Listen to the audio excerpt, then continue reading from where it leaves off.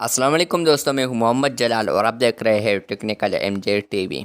दोस्तों, आज की इस वीडियो में मैं आप लोग को व्हाट्सएप के न्यू अपडेट के बारे में बताऊंगा। जी हाँ दोस्तों, व्हाट्सएप के ऊपर न्यू अपडेट आया है, तो चलिए वो अपडेट आप लोग को दिखा देते हैं। लेकिन उससे पहले अगर आप लोग चैनल पर न्यू आए हैं तो आप लोग चैनल को सब्सक्राइब ज़रूर कर दें।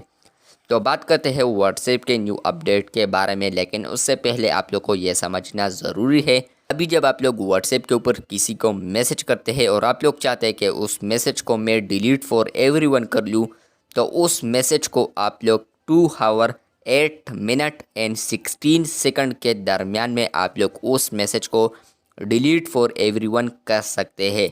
लेकिन जैसा ही ये अपडेट आ गया व्हाट्सएप के ऊपर, तो अब आप लोग व्हाट्सएप के ऊपर ये अपडेट आ चुका है। वो अपडेट ये है कि जब आप लोग चाहते हैं कि मैं इस मैसेज को डिलीट फॉर एवरीवन कर लूँ, तो उसका जो लिमिट है उसको बढ़ाया है व्हाट्सएप ने।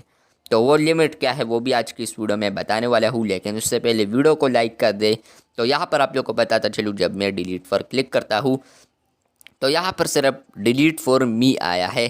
28 जून को ये मैसेज मैंने किया है, लेकिन जैसे ही ये देखूँ कि टुडे मैसेज है, मैं यहाँ पर आता हूँ डिलीट पर, तो यहाँ पर डिलीट फॉर एवरीवन है। यहाँ पर आप लोगों को बताता चलूँ कि अब व्हाट्सएप ने इसका जो लिमिट रखा है वो है 2 डेज़ एंड 12 आवर्स। जब आप लोग किसी को मैसेज सेंड करेंगे और आप लोग चाहते हैं कि मैं इस मैसेज को डिलीट फॉर एवरीवन कर लूँ, तो 2 दिन और इसके अलावा 12 आवर्स आप लोग उस मैसेज को डिलीट कर पाएंगे।